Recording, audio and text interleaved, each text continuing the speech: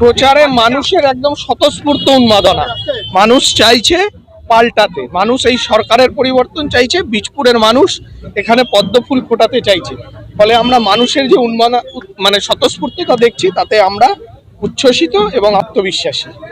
তৃণমূলের প্রার্থীর তরফ থেকে দাবি করা হচ্ছে যে বিজেপি যে প্রার্থী করেছে বীজপুরে সে খুনের একজন অভিযুক্ত, এর মধ্যে প্রোপাগান্ডা করছে। এটা তৃণমূল প্রার্থী বলছে? সত্যি বলছে? আমার শোনার সময় হয়নি। যদি সত্যি বলে থাকে তাহলে তৃণমূল প্রার্থীকে আমি জিজ্ঞাসা করবো তারককে, কসমাকে, অসীম ঘোষকে বন্ধুত্বের বন্ধু ছিল অসীম ঘোষ, সেই অসীম ঘোষের বডি পাওয়া যায়নি। মানে বন্ধুত্ব, একসাথে খেতে বসে ধোকা দিয়ে ডেকে তার গলায় ফাঁস দিয়ে মারা হয়েছিল। মানে পিছনে চাকু মারা এদের অভ্যাস। তো সেই মানুষটা যখন অন্য কাউকে কিছু বলে তখন হাসি ছাড়া আর কি বা করতে পারি বলে। বলছি কাঁচাপাড়া 15 নম্বর ওয়ার্ডে আপনার নামে পোস্টার পড়েছে, নো ভোট সুদীপ্ত দাস। এরকম পোস্টার তৃণমূল প্রার্থীর নামে বহু পড়তে পারে। আমি আজকে আপনাকে একটা ছবি দেখাতে পারি, আমার ফোনটা নেই, আমি পরে আপনাদের কাছে প্রিন্ট করে দিয়ে দেবো। কালকে ছটপুকুর ঘাটে চেয়ারম্যান দাঁড়িয়ে আছে, ছটপুকুরের চেয়ারম্যান দাঁড়িয়ে আছে, প্রেস বাইট দিচ্ছে আপনাদের একটা নিউজ চ্যানেলে। পিছনে জলজাল করছে দুজনার ছবি। কাঁচরাপাড়ার যুবদের, কাঁচরাপাড়ার গরিব মানুষের, কাঁচরাপাড়ার যুবকদের ভবিষ্যৎকে যে শেষ করছে, অর্থনৈতিককে শেষ করছে সাট্টা। সেই সাট্টা বাজারের যে মালিক, যে সাট্টা চালাচ্ছে, তার পিছনে জলজাল করছে চেয়ারম্যানের পিছনে ছবি। আমি ছবিটা আপনাদের দিয়ে দিচ্ছি, ছবিটা জলজল করছে। মানে এই বীজপুরে যে সাট্টা বাজার নিয়ন্ত্রিত করে, সাট্টা বাজারের যে মালিক, তার ছবিটা চেয়ারম্যানের পিছনে। কত লাখ টাকায় রফা হয়েছে আমার প্রশ্ন চেয়ারম্যানের কাছে।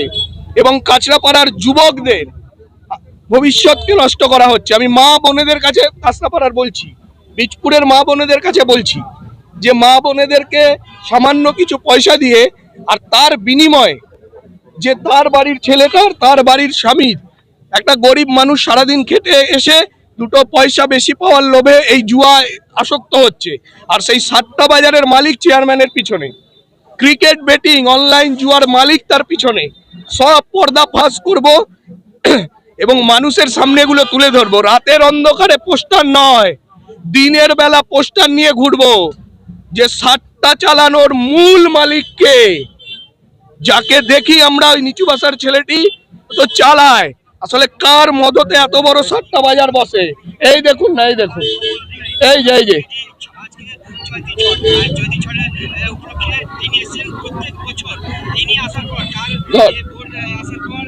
এই দেখুন জলজল করছে। কৃতি মানুষদের সাথে ছাড়া চেয়ারম্যান ঘোরেন না, একেবারে কৃতি মানুষ। বীজপুরের মানুষের যুবকদের ভবিষ্যৎকে অন্ধকারে দিয়ে দিচ্ছে। কত টাকায় রফা হয়েছে চেয়ারম্যানকে জিজ্ঞাসা করবেন, কত টাকায় সাট্টা মালিকের থেকে নিয়েছে। এবং আমি আজকে প্রশাসনকে বলবো যে বীজপুরের অলিতে গলিতে যে সাট্টা চলছে, ইলেকশন কমিশনকে বলবো, সিপির কাছে কমপ্লেন করব যে বীজপুরের কোনো গলিতে সাট্টা চলবে না। ইলেকশন কমিশনকে অভিযোগ জানাবেন? সবাইকে অভিযোগ জানাবো, বীজপুরের কোনো গলিতে।